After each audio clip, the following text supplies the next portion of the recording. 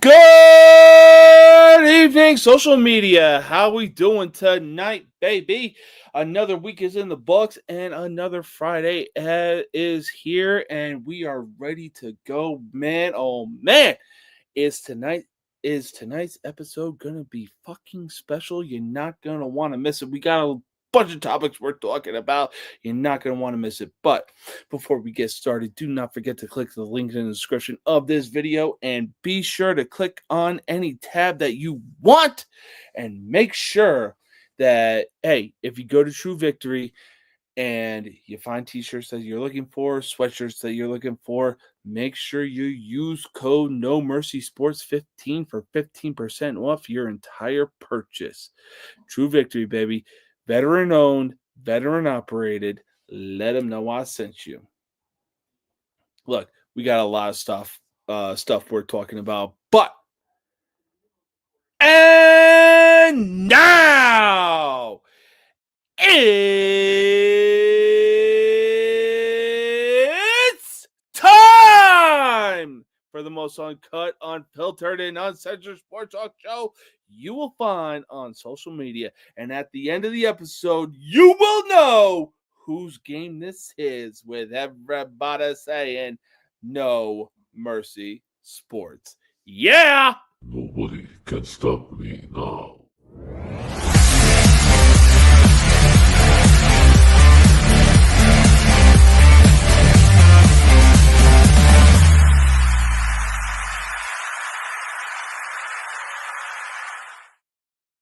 Let me talk to you. Why? Because, ladies and gentlemen, we are live. And man, oh man, is it the best day of the week? It don't get much better than this when I tell you it is Friday and we are here, baby.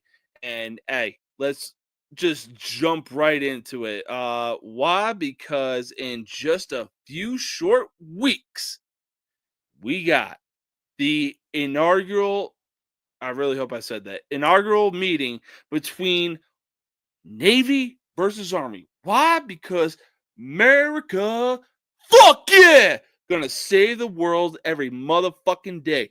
America, fuck yeah, that's right. Yes, sir.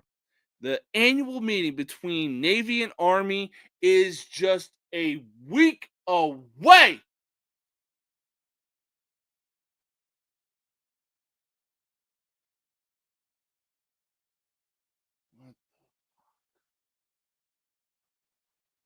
Sorry, I'm a little distracted by WWE at the moment right now because it is Friday Night SmackDown.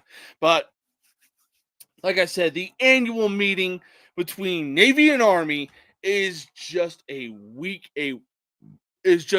away.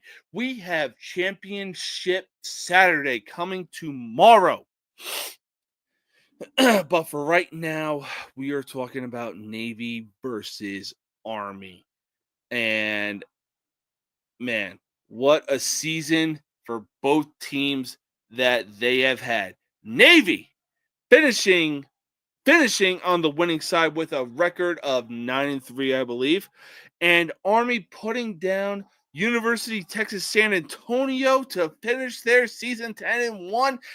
Will meet Tulane in the AAC Championship game. Regardless of the outcome for both, or regardless of the outcome for the AAC Championship game, when it comes to the game between Navy and Army, who's going to walk away the winner of that matchup? You know,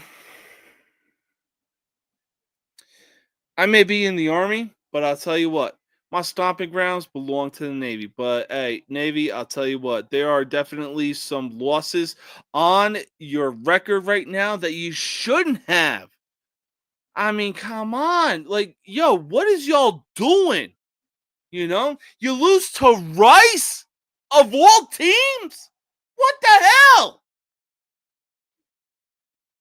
Look, losing to Notre Dame, I get that. I really, really do. Hang on, let me check real quick. Just because I got two of their losses right now. Rice and Notre Dame. And yeah, they got shut out 35-0, courtesy of Tulane, who's going to be meeting Army in the AAC Championship. So, as much as it pains me to say this, I really think that Army is going to walk away from this matchup with the win. But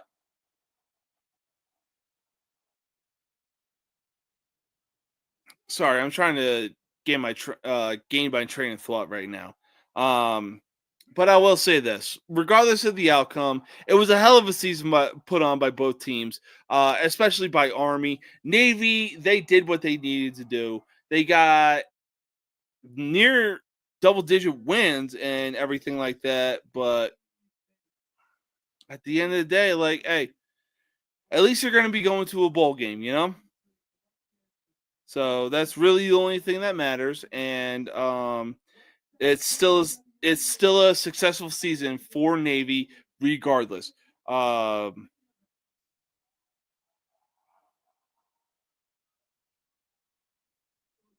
it's still a good season for Navy, but man, oh man, if Army wins the AAC championship, they're looking at a possible trip to the college football playoffs. Uh, so we'll see how that goes. For right now, like,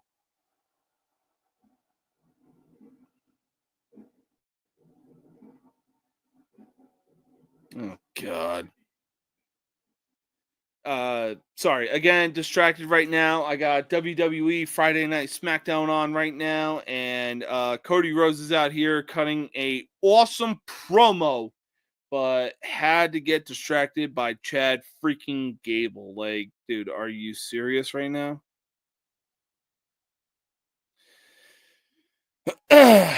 um But look, either way, I'm still excited for the annual matchup between Navy and Army. It's going to be a hell of a matchup, and it's going to be a very old school matchup because both teams love to run the ball. We saw guys like Bryson Daly and Blake Horvath basically lead the team in rushing yards and almost come within shouting distance of potential Heisman Trophy winner Ashton Genty. Now, Ashton Genty had himself a year this year, and there's no doubt about that. But I mean, hey, still playing old school football in a new school era. I just like, hey, obviously, what both Navy and Army did this year obviously worked. I guess they just needed to find the right head coach and the right players to make the system work. And hey, either finish the season 10-1, 11-1, or 9-3. Hey, y'all did what you did. Y'all should be proud of yourselves. But when it comes to Navy versus Army, as much as I hate saying it, I really think that Army is going to walk away with the win. Look, I know I'm in the Army right now, but again, my stomping grounds are and forever will be the goddamn fucking Navy, and it's not even close. But speaking of college football,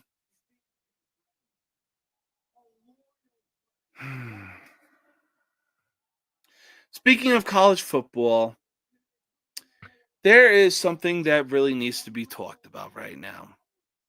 Because it seems as though that when it comes to Ohio State, we really could be seeing the end of Ryan Day.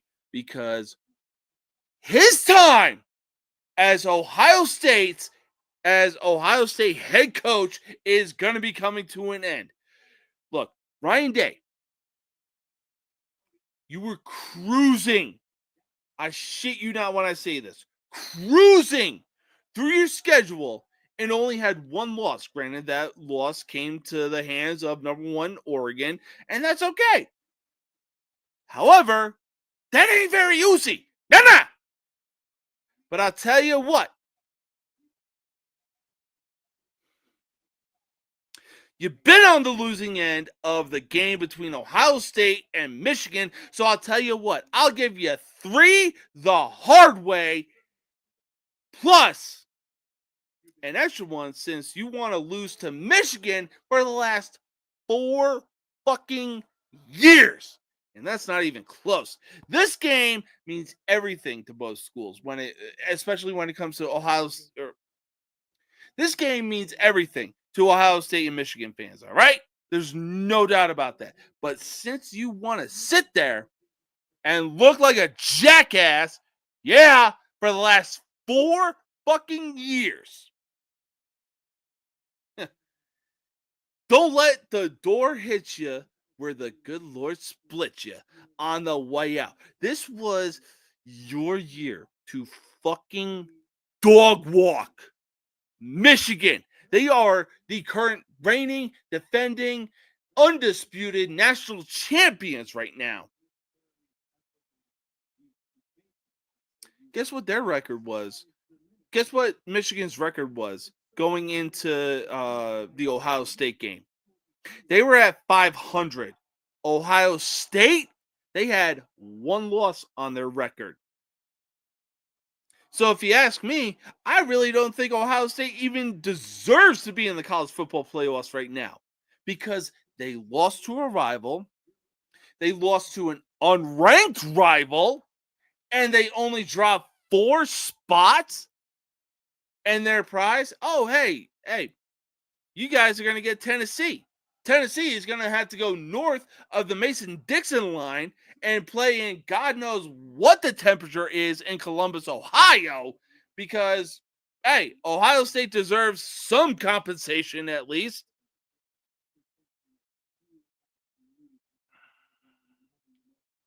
But, I mean, look, Michigan practically lost everything to the NFL, their offense and their head coach included, and it's not even close. This shouldn't even have been Michigan's best year to be the reigning, defending, undisputed national champions. Again, like I said, this was Ohio State's best year to dog walk fucking Michigan, and they lose 13-10. Are you kidding me right now?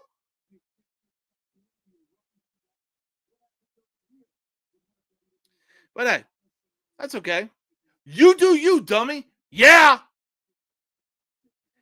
In any case, though, should Ryan Day be prepared to pack his things and be out of a job come this offseason? Well, I'll tell you what. Yes, the fuck he should. Because, like I said, this was his best year to beat Michigan. You know how humiliating it is for Ohio State players to go 4 years playing at Ohio State and they can't say they beat Michigan? Get the fuck up out of here. You got to go. Because clearly Will Howard was at Syracuse and led the Orangemen to a 9-3 record, including a win over ranked Miami in a fucking shootout. Now, there's no doubt about that. It was a shootout regardless. But obviously, Will Howard, who previously went to Ohio State, he obviously showed that he wasn't the problem. I'll tell you who the problem was. And hey, come this off season, we're possibly looking at a new day. And Ryan Day, you ain't fucking it if you can't get the job done against your biggest fucking rival, my dude. Like, bro, you really don't understand how big the game is between Ohio State and Michigan. It is so big, neither team can say the other team's name. But you want to go out there and say, oh, well, you know what? The players that were involved in the brawl and got pepper spray because Michigan planted a flag, yeah, that really lit a fire in me. Motherfucker, you should have had a fire lit in you leading up to this game because this is the fucking game! Dude!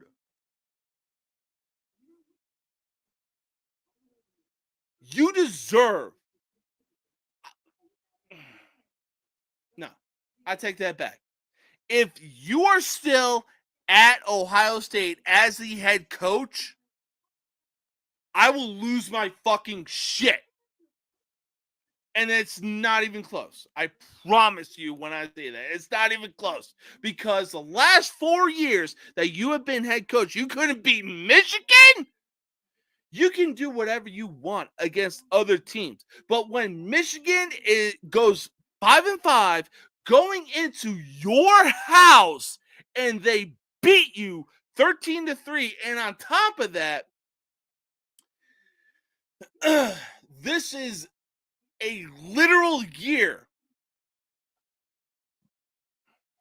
Anyways, and on top of that, this is a literal fucking year. Your best year, where you can easily dog walk Michigan and take the spot that Penn State took to be in the Big Ten championship, and you blow it. No, I don't care. No, I refuse. I don't care. Nothing. All right, Ryan Day, you got to go. You got to get the fuck up out of here. It doesn't matter what you do in the college football playoffs. You got to fucking go. Because you can't beat your fucking rival on rivalry weekend in a game where it matters freaking most. Like, get the fuck out of here, dude. Just 4 years as a head coach at you know what? I'll go ahead and say it. 4 years as a head coach at the Ohio State University. And you coach players that literally have to walk around with the burden of, hey, we couldn't beat Michigan when I was there because Ryan Day was our head coach, and he couldn't take a goddamn thing fucking seriously. Motherfucker, you probably couldn't coach your way out of a goddamn wet paper bag.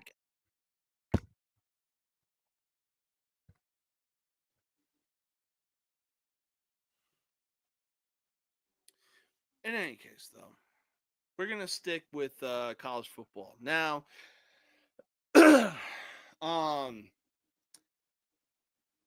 college game day is, let's be honest, it's an adult version of being a kid and waking up and watching Saturday morning cartoons. When you're an adult, it's basically the equivalency. Hey, we wake up, we turn on college, we turn on college game day, and we just enjoy it. And you know, there's times where it may be considered background noise and everything like that, but hey, that is okay. Last week when I was watching college game day, Andrew Luck, number one pick to the Indianapolis Colts and out of Stanford.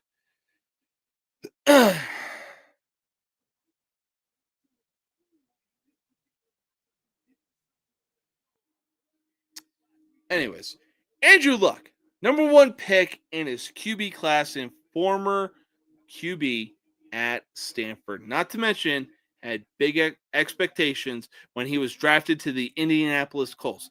Unfortunately, his time at the NFL level was cut short, and he would retire at the prime of his career. I kid you not when I say this. He was literally in the prime of his career and could have done great things for the Indianapolis Colts. But, hey, he took a safe route, retiring, and, you know, at the time, the NFL was still, or defenses in the NFL were still delivering brutal hits, so there's no doubt about that. So, hey. But wait a minute! Big news for Stanford football, as former Stanford quarterback Andrew Luck is now the new GM.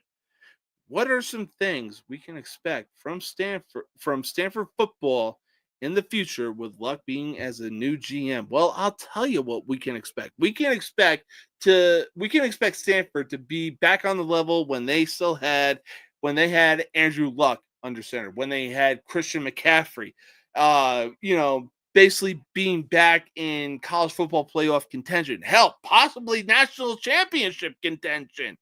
This dude knows his stuff, and it's not even close. He knows his stuff. He knows what he's looking at. He goes over video every single time, and I'll tell you what, people that go through the NIL transfer portal, oh, Andrew Luck is the new GM. Hey, I trust him.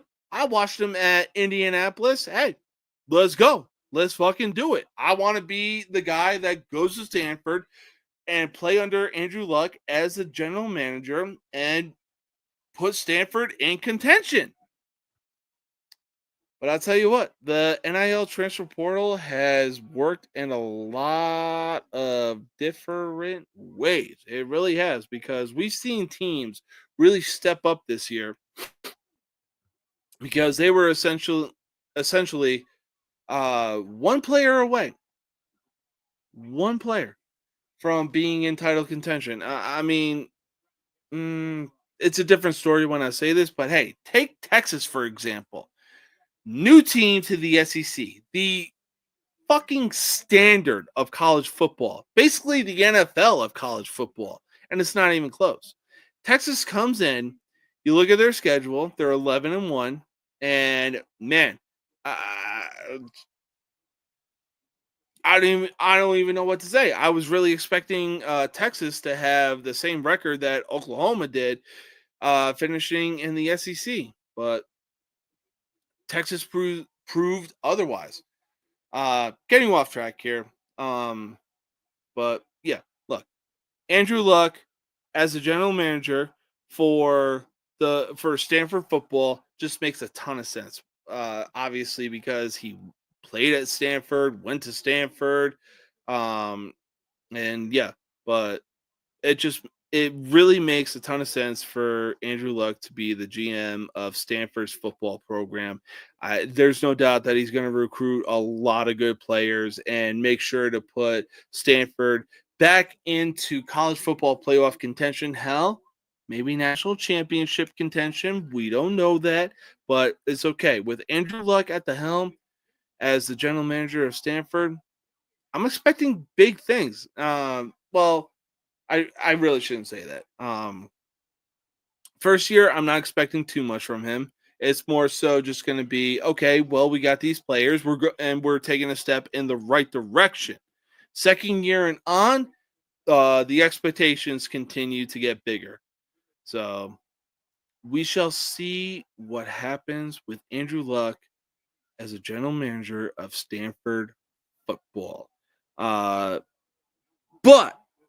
I will say this. When you're the GM of football, you're going to be doing a lot of things. One of those things, you're going to be working overtime. And speaking of working overtime, there were some crazy college football games this past week, but none crazier than Georgia facing off against Georgia Tech. A close game down to the wire as they went to not one, not two, not three, not four, definitely not five. Why the hell would they go six? Hey, screw seven. Let's go to 8 freaking over. There it is. Let's go to 8 freaking overtimes. However, Georgia would walk away the winner in an absolute banger of a football game. However, Georgia would go on and tie this game in the second overtime and go for the 2-point conversion to win the game. Now, in the first and second overtime, Georgia Tech had chances to win the game, but failed to capitalize. However, in my personal opinion, I feel that when Georgia scored a touchdown to tie the game should have been over with Georgia getting the point after attempt. What are your thoughts on how this game went and ended? And like I said, I really thought that Georgia, when they scored a touchdown in second overtime and, oh, hey, we got to go for 2 points to basically win the game. No. Like, You got the tying touchdown. You should win the game by going for the extra points. I guess there's a lot of things in college, or I guess there's a lot of things in the overtime rules for college football that I don't know about, but hey, it is what it is. Look, I'm just saying I saw it this way, but it went that way. That's all I'm saying. Uh, but yeah, I really think that Georgia should have won, kicking the point after attempt in second overtime, and it would have saved us a lot of freaking time. All right, it really would have. There's no doubt about that. And on top of that, we wouldn't have had to see 8 freaking overtimes. Now, should the NFL adopt the overtime rules that college football has? Yeah. But the NFL should tweak it a little bit just so it's a lot more exciting and it's not like, oh, hey, well, you know what? Neither team couldn't score. Guess what? It's going to be a tie. No. Fuck that shit.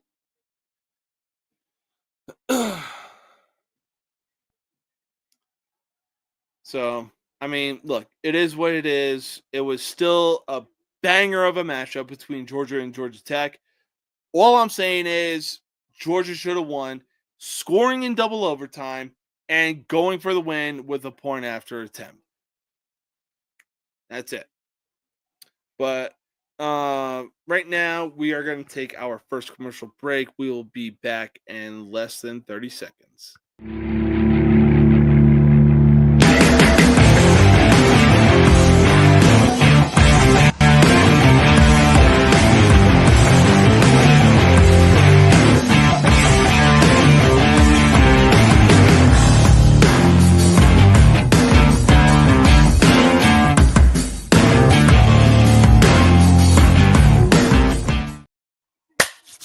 All right, we are back, and the topics at hand are NFL.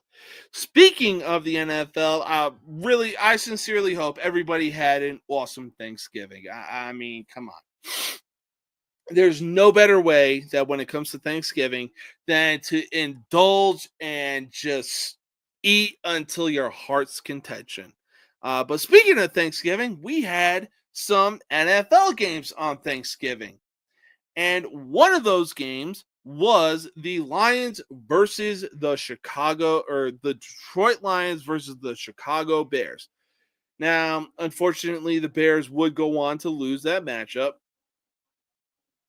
Rightfully so, because Matt Eberflus couldn't coach his way out of a fucking wet paper bag. So, hey, Humberflube, you're gone. Why do I say this? Because there was a miracle that happened after the post-game conference. There was a miracle on LSD. If you're from Chicago, you know what LSD stands for. However, for those that don't know, a miracle on Lakeshore Drive happened. The Chicago Bears have moved on from head coach Matt Eberflus after an embarrassing 6-game losing streak, and also finding the most craziest ways imaginable to lose each game during that goddamn stretch. Like, there's really no words to describe the losing streak that the Bears were on. There's no words. Especially after the hell freaking Mary. Eberflus should have been gone.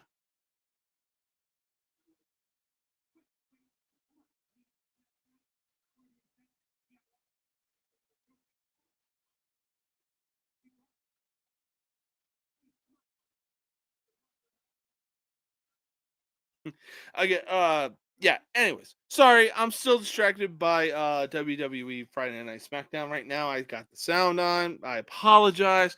But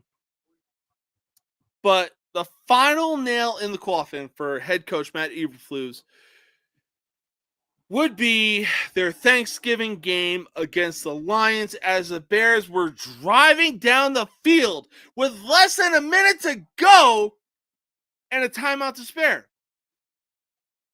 Instead, they would rather be completely nonchalant and act like the game wasn't on the freaking line.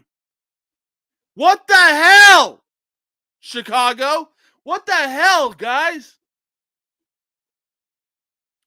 Not to mention, Hoverflu's comments during the post-game conference. Those comments alone should have had him fired on the freaking spot. So with Eberflus out, where does Chicago go from here? Well, I guess it's really going to determine how things go.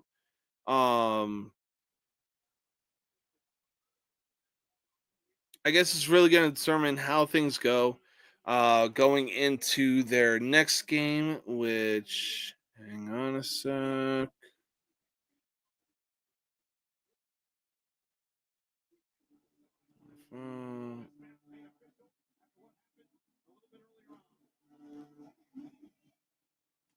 Okay, obviously not that week.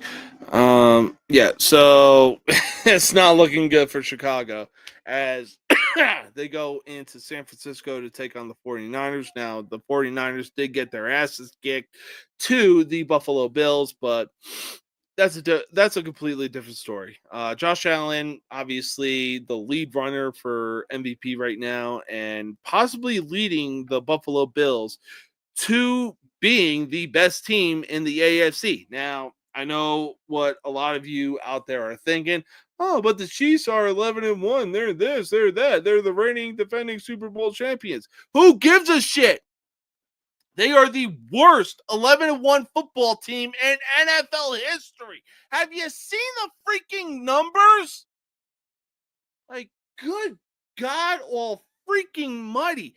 Nearly every game that they have played, except for their one loss against the Buffalo Bills, they have literally relied on the freaking refs to bail them out just so that they can get the goddamn win. Look, I'm happy that the Chiefs are actually winning titles. I'm actually happy that the Chiefs are winning titles right now, but at the same time, not in that kind of fucking fashion. You should not have to rely on the goddamn refs to bail you out on the most asinine penalties that I have ever seen right now, or asinine penalties and non-call penalties that I've ever seen in my entire life. Take the Cincinnati game, for example. Defender on the Cincinnati Bengals came within contact of a Chiefs receiver, and it was dubbed as pass interference. Fast forward to the game the Chiefs game against the Falcons. Falcons were on a game-winning drive. Kirk Cousins throws a pass to one of his players in the end zone, and the Chiefs literally do the same thing that the Bengals did to them, but no flag was called. Like, seriously, these refs need to start being held fucking accountable. It annoys me.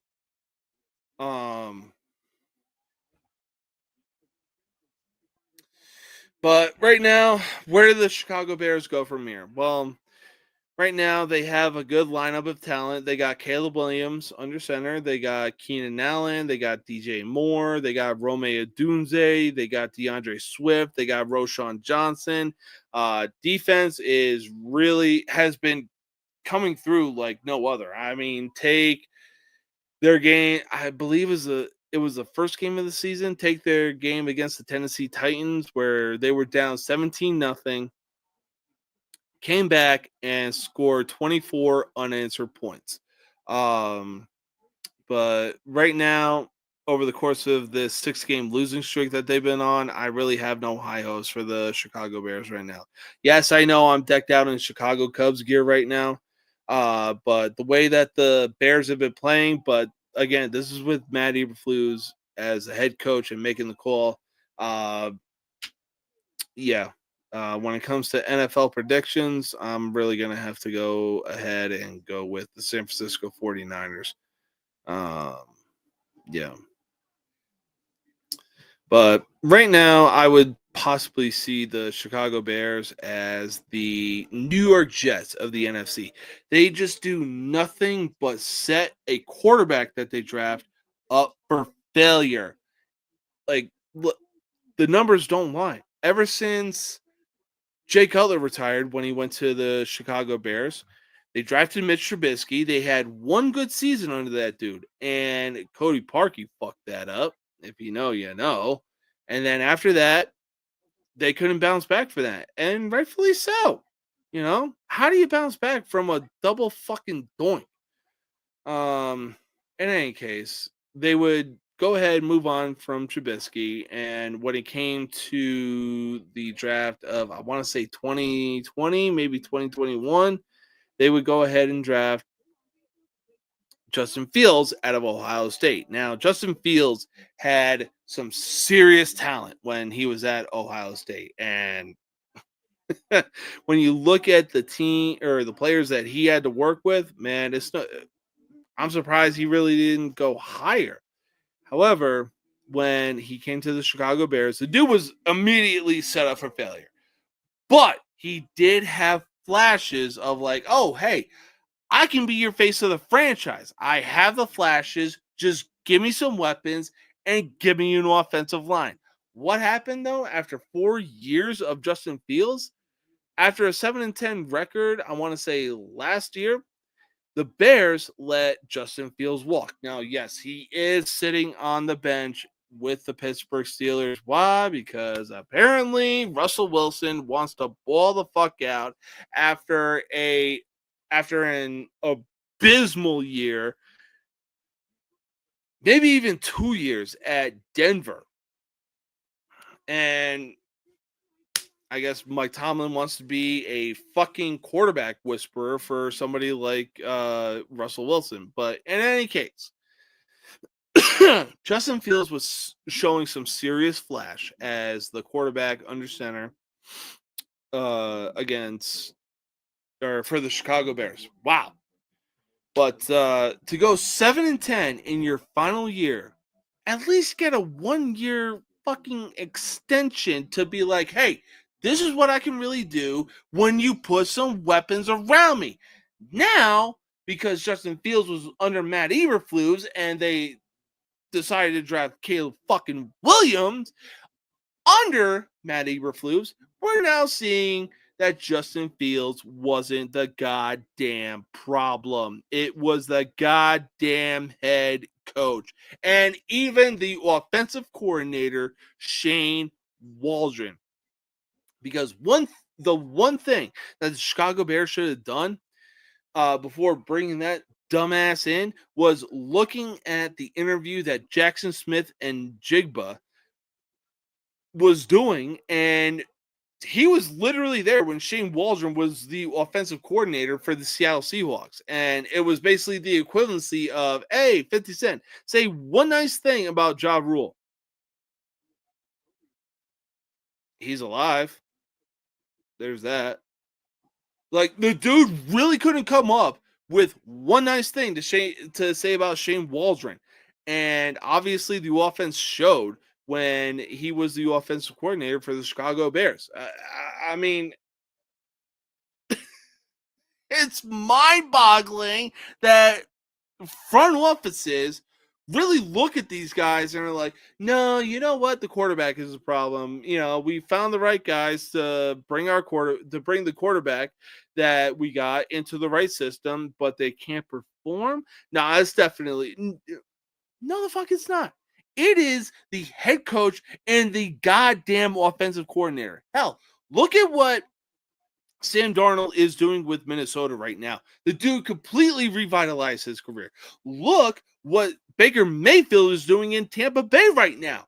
When Dave Canales was the offensive coordinator, he gave Baker Mayfield his fucking confidence back. And would that lead to a win over the freaking Philadelphia Eagles in the playoffs last year? And the goddamn Buccaneers were 9-8. The Eagles were heavily favored in that game, and I kid you not when I say that.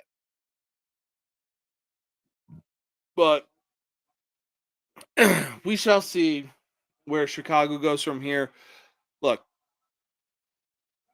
I wasn't a big fan of the Bears drafting Caleb Williams, mostly because this dude would rather paint his fucking nails and just, yeah.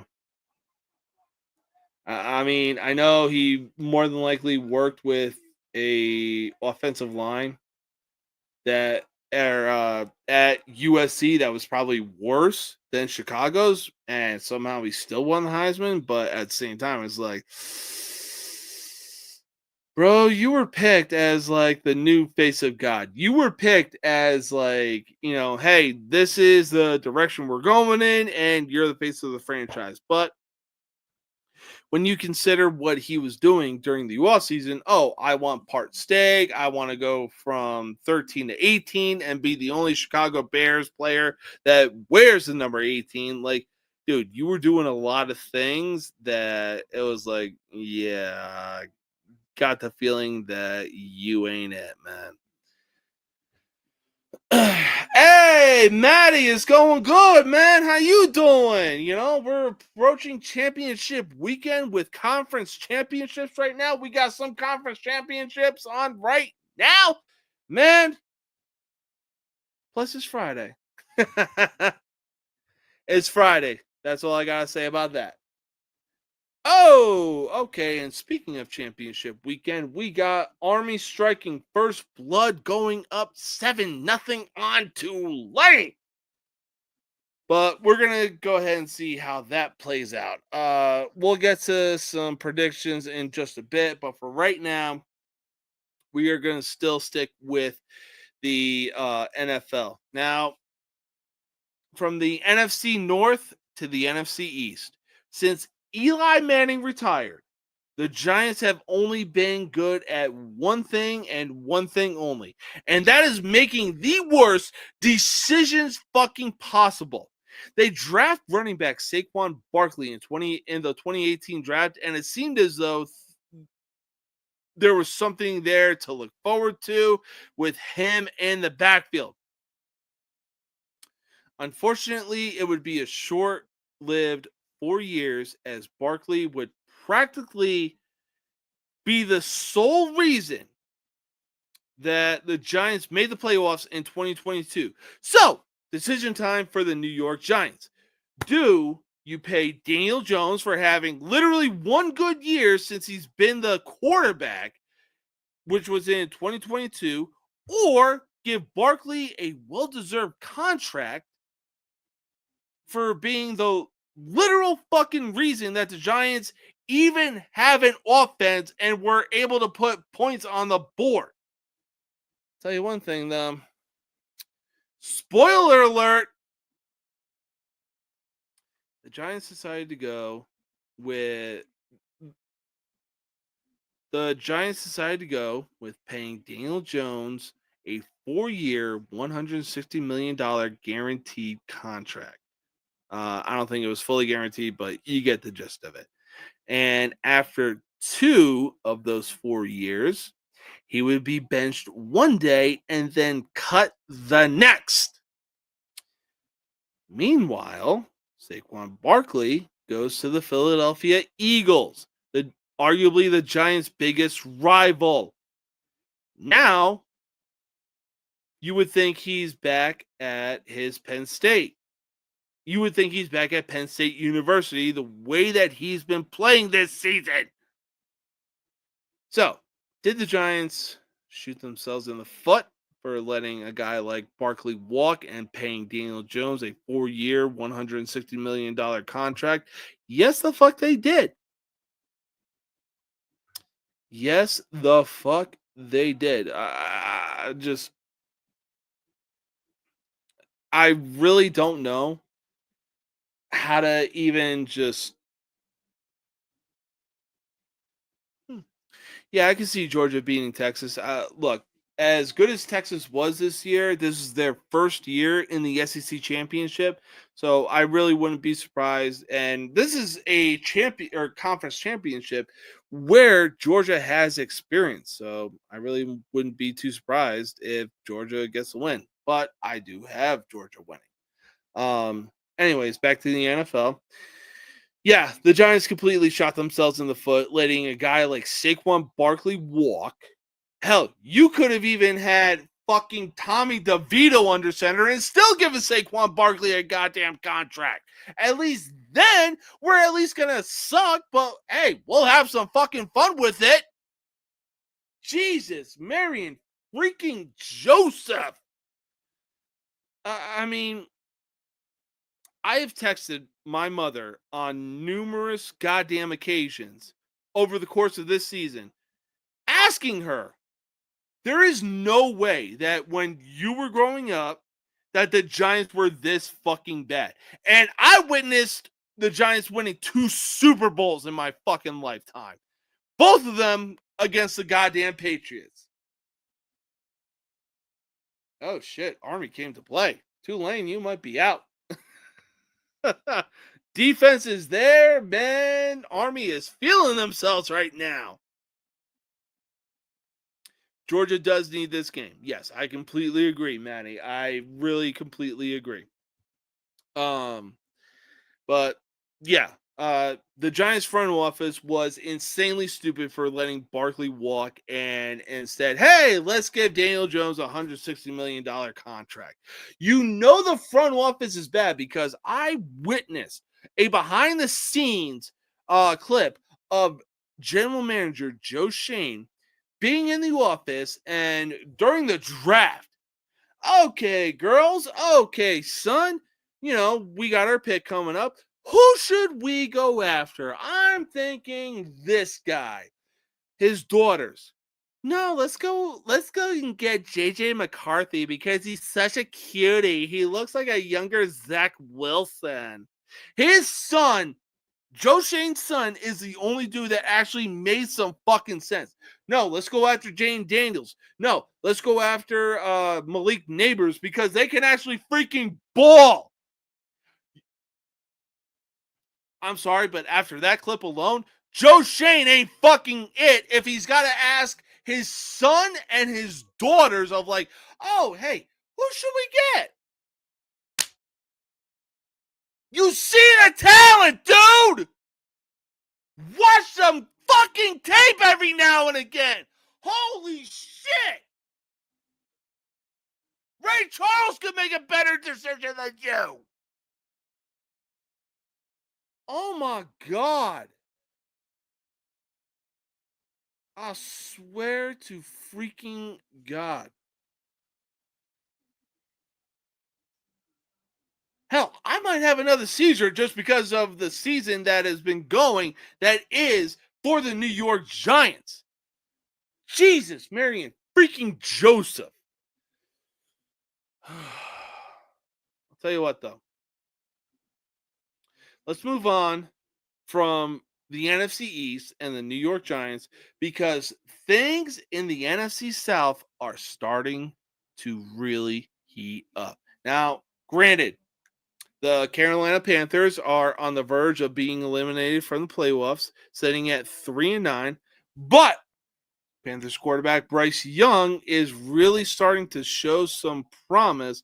And hey, all credit goes to head coach Dave Canales, the same guy that gave Baker Mayfield his confidence back. Now, despite the loss against the Rams this past Sunday, somehow, some way, the Saints are still sitting, or the Saints are somehow still within shouting. God damn it. Oof. You know when you got a burp, but it's mostly just hiccups, and it's like, hey, come the fuck up. Yeah, that's basically what I was going through. Anyways, despite a loss against the St. Louis Rams this past Sunday, the Saints find themselves being within shouting distance of a playoff spot. But I don't see any scenario of the Saints making the playoffs anytime soon this year. In any case, but the main event for this division is the fact that the Bucks and Falcons are both sitting at 6-6. And the Bucks have been on a bit of a skid lately, but that only has to do with the fact that they were down Mike Evans and Chris Godwin. And man, oh man, God bless Tampa Baker Mayfield. God bless that dude's soul. He was doing everything in his power to make sure that the Bucks were actually going to get the win. And he still has some weapons to work with. Bucky Irving, Shaun Wade, Cade Otton. He still has some really good weapons. There's no doubt about that. But hey, when your go-to guys are down, yeah, you're gonna go on a bit of a skid. But hey, right now, the Falcons had a chance to extend their lead in the NFC South with Tampa Bay just sitting one game back. Instead, the Falcons would go on to lose to the Chargers with Kirk Cousins for throwing 4 interceptions. 2 of these were literal fucking paper airplanes. Like, dude, who are you throwing to?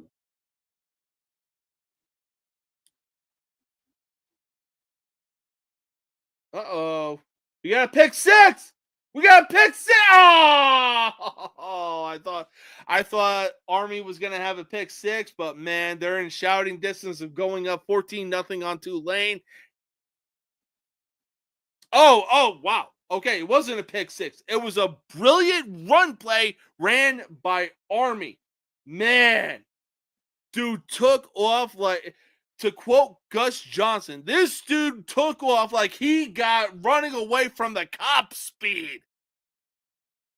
Oh, he came up just a few short of scoring the touchdown to put Army up 14-0 on Tulane, but Bryson Daly with the touchdown to put Army up 14-0 over Tulane. Look, in any case, though, getting off track here, with both the Bucks and Falcons sitting at 6-6 in the NFC South, which team would you trust more being the NFC South champ, and not to mention being in the playoffs? I'll be honest here. I would rather trust the Tampa Bay Buccaneers more. Mike Evans has returned. Dude is just a few hundred yards shy of having another 1,000-yard season. On top of that, Baker Mayfield, the dude, let's put it this way. This dude is if Florida man got his shit together, but still kept his personality and, just what he does. Like, for crying out loud, Baker Mayfield does smelling salts before a game. You know how crazy that is? The dude does smelling salts and he pops Zyn packets into his mouth while on the sideline. This man is built different, all right? On top of that, he also fits Florida to the fucking T. Florida is known for doing some crazy shit. And this dude does some crazy fucking shit. You don't believe me? Go back to the video where he planted the Oklahoma flag on Ohio State's logo at midfield when Oklahoma beat Ohio State. That was some Terrell Owens against the Dallas Cowboys type shit. And if you know what I'm talking about, then you know. Otherwise, look up Terrell Owens, Dallas Cowboys. Or it might give you highlights, but San Francisco 49ers, Terrell Owens versus the Dallas Cowboys. Mans was disrespectful in that game, and it showed. But in any case, look, I have more faith in the Tampa Bay Buccaneers being in the playoffs than I would the Atlanta Falcons. Look, as good or as decent as Atlanta has been this season, signing Kirk Cousins to a contract, drafting Michael Penix Jr. as, hey, your potential face of the future, Right now the Falcons are taking the right initiative, they're taking the right initiative to be like, hey, Penix, you're sitting on the sideline. Cousins, you're starting because, hey, Cousins, you're more experienced. We want to make sure you develop MPJ. All right. That's all we want. So right now, I think Atlanta is taking the right approach to their quarterback situation. Meanwhile, the Tampa Bay Buccaneers have found their quarterback.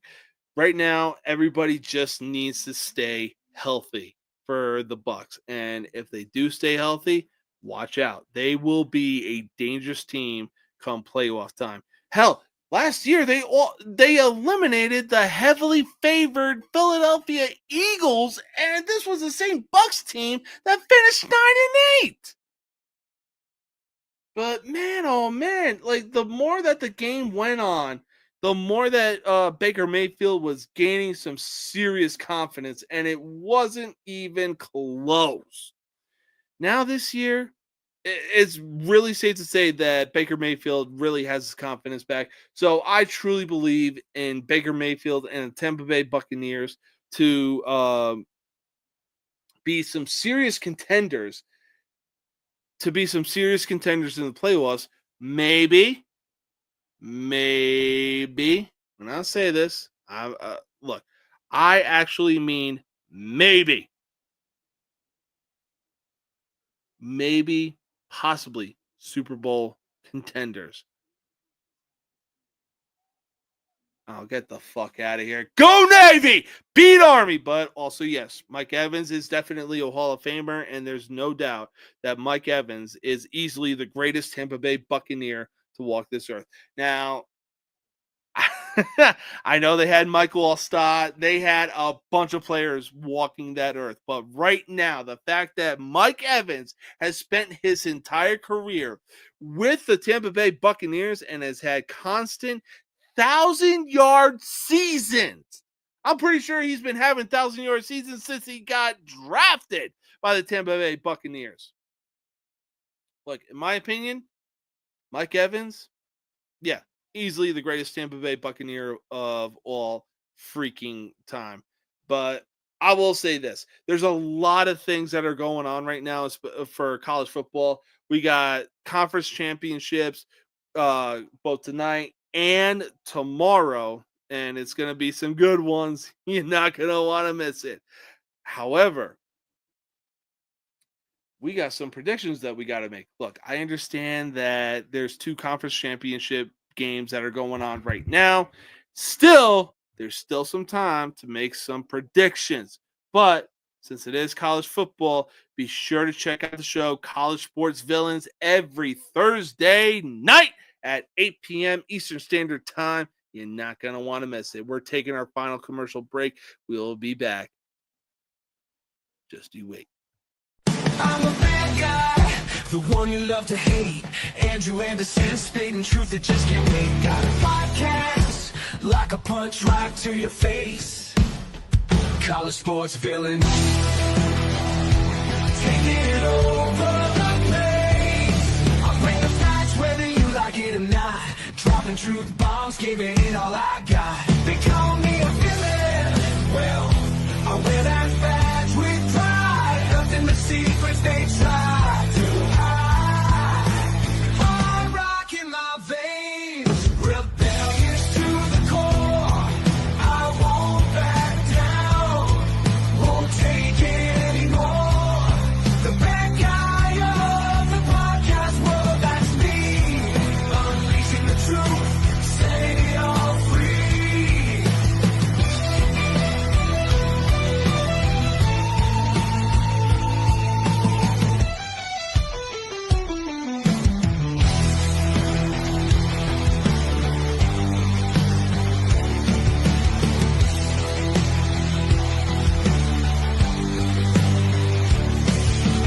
Unleashing the truth.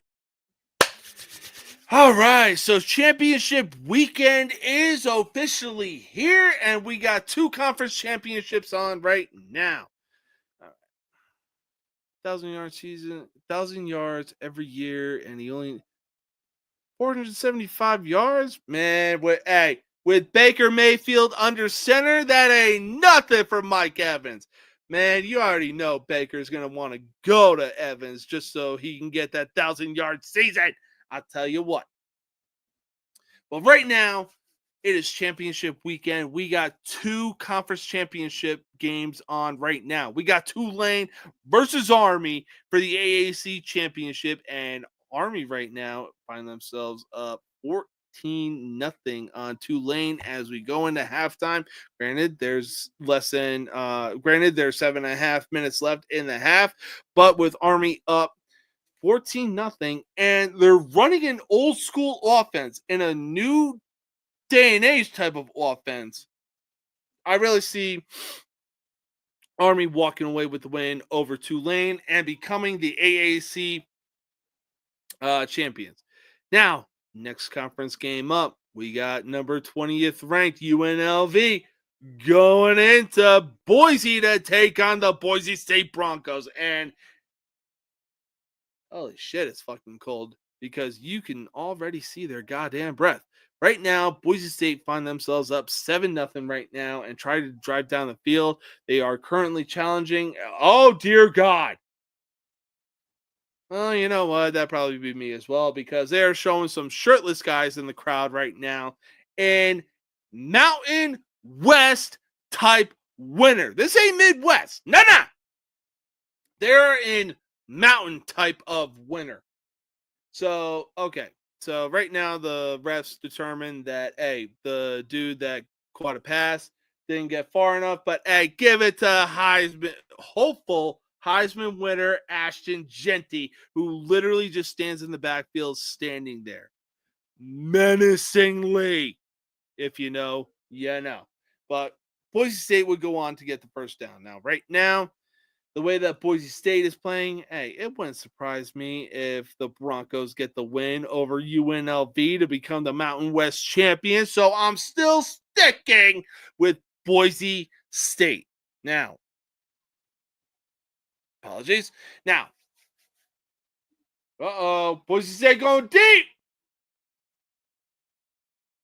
Should have been pass interference, but hey, if it was contended, it was contended. Anyways, right now, Saturday, we got the big boys up. We got Iowa State playing Arizona State for the Big 12 National Championship. And man, oh man, the momentum that Arizona State has been on their last few games, I'm sticking with Arizona State. Look, Iowa State, as good as you are, I really think that Arizona State is just going to overpower you with the momentum that they're riding right now. Next game up, we got number 5 Georgia playing number 2 Texas for the SEC Championship. Look, Texas, I will give you your flowers for as good that you have been since coming to the SEC. And this is your first year in the SEC. Here's the Big 12. Here's the SEC. All right. The SEC is the standard of college football. It is literally adjacent to the NFL right now. But as many times as Georgia has been to the SEC Championship, as many times as Georgia has been to the SEC Championship, look, this is your first time to the SEC Championship, all right? So, with that said, I'm taking Georgia. But hey, if by some miracle y'all pull off the upset win, hey, good on you. Next conference game up, we got Penn State playing. We got number 3 Penn State playing number 1 Oregon in the Big Ten Championship. Now, Penn State already has a loss to Ohio State on their record, but they lost 20-13. Ohio State, they lost 31-32 against Oregon. So I'm going spicy here and sticking with Penn State because we already discussed this on College Sports Villains, and we were going over like, oh, hey, let's do some predictions because we got Championship Saturday coming up. So I'm feeling pretty spicy about Penn State upsetting Oregon. So, but hey, we'll have to see what happens. And to close things out, we got the ACC Championship as number 17 Clemson faces off against number 8 SMU. Now, SMU hasn't been the same because they faced a death penalty way back in the 1980s, and I'm more than likely going to have to watch that ESPN 30 for 30. But for right now, for them to finally bounce back, and be in the rankings, be in the ACC Championship against Clemson, who is no stranger. Okay, and Boise State just went up 14-0. Anyways, for SMU to have the bounce back that they did, look, it's no surprise that Clemson is no stranger to the ACC Championship. Wow, I almost wanted to say AAC Championship. But yeah, Clemson is no stranger to the ACC Championship. But again, I'm feeling pretty spicy, and I'm going to be sticking with SMU. For this team to bounce back from the death penalty back in the 1980s and basically be like, yeah, you can't recruit any top talent. You can't do this. You can't do that. You're barred from this. You're barred from that. I really think that SMU I really think that SMU might get the upset win over Clemson. But hey, regardless of who wins and who loses this championship game, hey, Alabama's going to be left out of the playoffs. And I really don't trust a 3-loss Alabama team. 2 of those losses come to unranked opponents. Those opponents being Vanderbilt, a team that they have shellacked for God knows how long. And then on top of that, they lose to Oklahoma their first year in the SEC in the fashion that they did. Oh, but that's right. The fucking college football committee wants to make sure that they are biased to this Bama bullshit and not look at the losses to the teams that they faced. No. They want to make sure that Bama gets in because of their record against top 25 teams and some other record that I don't remember. But look, the biasy is fucking real for Alabama. Why? Because it's just a name in college that holds some credibility and will draw in viewership and give us dumb sons of bitches at the college football committee a fucking easy paycheck. The same way Vince McMahon gets an easy fucking paycheck when he is soaking and trying to get every last drop out of people like The Rock, Stone Cold Steve Austin, DX, The Undertaker. I mean, the list goes on. Even Brock Lesnar, for crying out loud. I said what I said. The college football committee is trying to get the easiest payday fucking possible. It is sad and pathetic. Look at the losses and look at the teams. Look at the losses that certain teams have and look at the teams that beat them. Alabama has no right being in the college football playoffs, losing to Vanderbilt and Oklahoma. 2 teams that were unranked. Now, they did have a loss to ranked Tennessee, and that's understandable. However, speaking of losing to unranked teams, we're going to go back to Ohio State. Oh, Ohio State. You're 9-1 right now. On top of that, your one loss is to Oregon, which was a very close shootout. No doubt about that. But hey, rivalry week is coming up. You're playing your biggest rival being Michigan. They're 5-5. They have not been the same since winning the national championship because they lost practically every player on that team to the goddamn NFL draft, including their freaking head coach. Everything is set up in your favor. Ohio State goes and loses. On top of that, they drop 4 spots from number 2 to number 6. And as a consolation prize, they welcome Tennessee into Columbus. And I guarantee you, the way that Boise State is right now, with seeing your breath and everything like that, Columbus probably more than likely going to be the exact same way. So obviously they're going to have an easy walk in a college football playoff game. No, we need to pump some new fucking blood into the goddamn college football committee. In any case, I should probably move on before I start to say shit that I completely regret. In any case, let's move on to the NFL because, hey, what good is college football if we don't have NFL Sunday? Now, first game up, we got the Saints going into East Rutherford, New Jersey, taking on the New York Giants. Now, Drew Lock is going to be the starting quarterback for the New York Giants, but I truly think because the Giants are eliminated from the playoffs, rightfully so, with a record of 2-10. The Saints get the win in this matchup. Next game up, we got the Raiders heading into Raymond James Stadium to take on the Buccaneers. Again, the Raiders are another team eliminated from playoff contention. So yeah, I'm going to have to go with the Bucs, mostly because, yes, it was a close game against a 3-win Carolina team, but it mostly had to do with the fact that Bryce Young is showing some true potential and like, hey, I'm your quarterback from the future. You should have just benched me. You should have just gone this direction, putting me on the bench and letting me develop.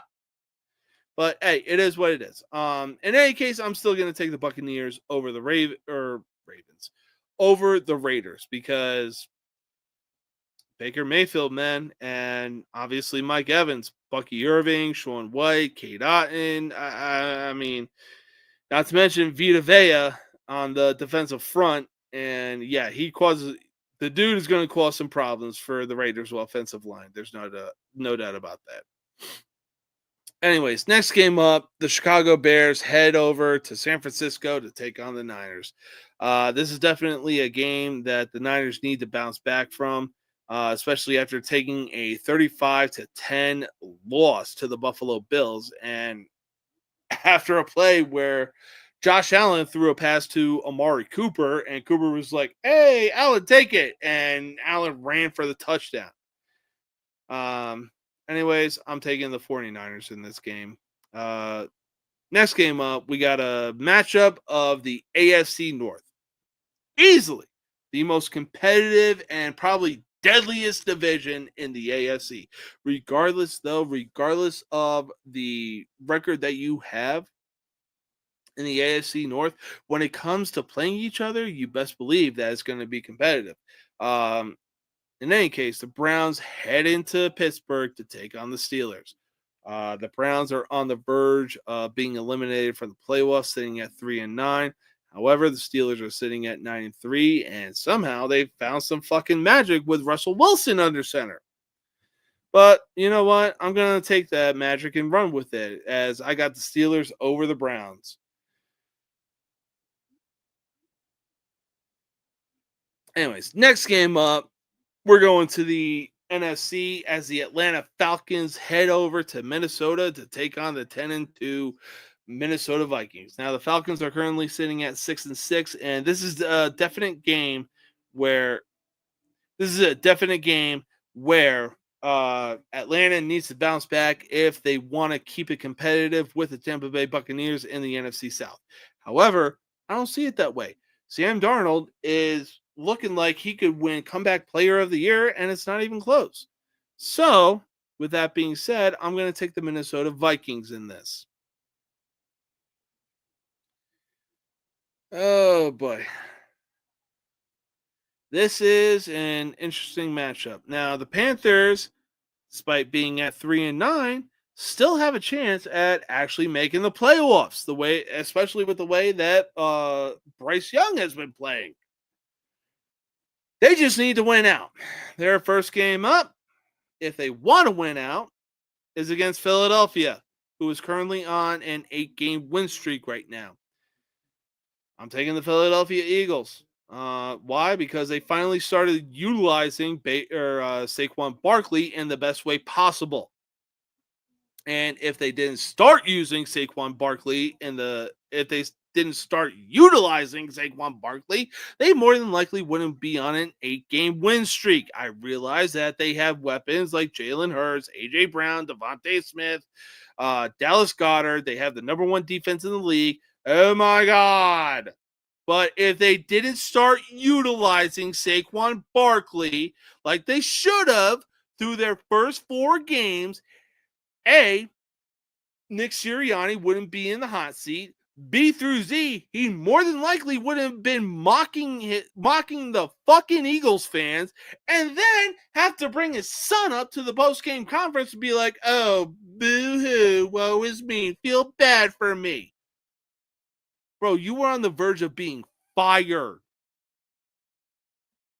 But you want to bring family into this because you're a fucking idiot. And now the Eagles are more than likely winning in spite of you. Whatever, though. Oh, God. This next game is basically a battle of who sucks more in the AFC South, the 2-10 Jacksonville Jaguars or the 3-9 Tennessee Titans. Well, I know somebody that really thought that the Tennessee Titans were actually going to win the AFC South.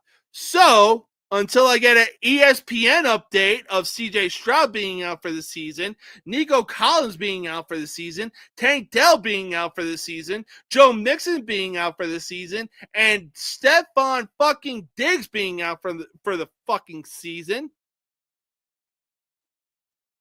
your pick is fucking invalid. And you're a fucking dumbass. But hey, don't take me too seriously about that. Because, look, Azeez Al-Shaair is currently serving a 3-game suspension on his hit on Jaguars quarterback Trevor Lawrence. If you saw the hit that he did, then you would also understand why a 3-game suspension is reasonable. Azeez Al-Shaair really saw Trevor Lawrence start going down to slide. He had plenty of time to react and be like, oh shit, he's sliding. I should probably hurdle over him or some shit like that. Instead, no. This dude turned into Vontaze Burfict and was like, oh, doesn't matter to me. Vontaze Burfict ain't here. Hey, Hunger Games, baby. I volunteer as tribute. But believe it or not, there are actually some people out there that really believe that the 3-game suspension for Azeez Al-Shaair is overdoing it. No, the fuck it is not. He saw Trevor Lawrence starting to slide, and he still went for the hit. Fuck all that. A 3-game suspension is fucking reasonable. In any case, Mac Jones was actually doing some things under center with the Jacksonville Jaguars. However, with Will Levis still being the starting quarterback with the Titans, I'm still going to pick the Titans. Just they're not going to win the AFC South anytime soon. Anyways, next game up, we got a battle of the AFC East as the Jets head into Miami to take on the Dolphins. The Jets have sucked for God knows how freaking long during this season, and guess what? The trend continues. They're back in Miami. Miami doesn't have the best record when it comes to playing in 40 degrees or below type weather. So I'm going to take Miami. Fuck the Jets. Y'all get eliminated from playoff contention. Woody Johnson, what the fuck were you even thinking about bringing in Aaron Rodgers? My God, dude. Anyways, next game up, we got a battle for first place in the NFC West as the Seattle Seahawks head into Arizona to take on the Cardinals. Cardinals really shot themselves in the foot last week after they took a loss to the Minnesota Vikings, and man, oh man, what a game it was. And Seattle really capitalized, getting the win over the New York Jets. Having said that, right now, the only thing that the Arizona Cardinals really have going for them is the connection between Kyler Murray and Marvin Harrison Jr. Yes, they have Trey McBride and James Conner, but right now I trust the weapons that the Seahawks have over the weapons that the Arizona Cardinals have. Hopefully DK Metcalf can come back, do what he needs to do, and help the Seahawks get a win over these Arizona Cardinals and increase their lead in the NFC West. Long story short, I'm going with the Seattle Seahawks. The Buffalo Bills, after clinching their 5th straight AFC East title against the San Francisco 49ers, go into LA to take on the Rams. Look, Josh Allen is already on an MVP season, so it's not going to be any surprise when he continues that MVP type season and leads the Bills to getting a win over the LA Rams. Next up, speaking of LA, the Chargers go into Arrowhead to take on the worst 11-1 team in NFL history. I said what I said. All right. The Chiefs are easily the worst 11-1 team in NFL history, and it's not even close. When you look at the games that they have played, they should easily be 9-4 or 8-5. There is no reason that they should be 11-1 right now. So, as much as I hate saying it, I'm going to have to take the Chiefs over the Chargers. They're in Arrowhead. And the weather is easily going to be cold. It's not even close. So, yeah, I'm taking the Chiefs on that one. Anyways, Monday Night Football. We got the Bengals versus Cowboys. And right now, the Bengals are wasting the prime years of Joe Burrow and Jamar Chase as they sit at 4-8. And Joe Burrow is having an MVP type season.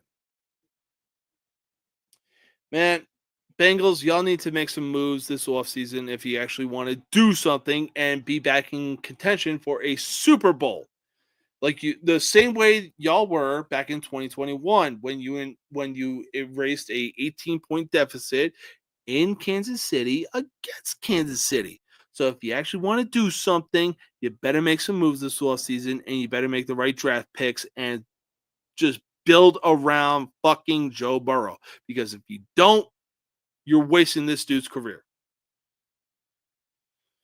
But anyways, that is all the time that we have on tonight's show. It was a great show, great topics we're talking about. And man, oh man, am I excited for Championship Saturday and NFL Sunday. I cannot fucking wait. I'm more so excited for college football off season, mostly to see what happens with certain things, certain teams, certain coaches, aka Ryan Day. I'm looking at you, big boy, because you deserve to be out of here. But we shall see what happens. Until then, I hope everybody has an awesome Saturday. And on top of that, be sure to tune in this Sunday, be sure to tune in Sunday morning of Game Day Countdown with Mac and James. You're not going to want to miss it because we are going to be going over the college football games. We're going to be making some more NFL predictions, and we're going to be setting some parlays. If you want some extra money, why? Because the holidays are coming up and you're going to need some extra money. Until then, peace out.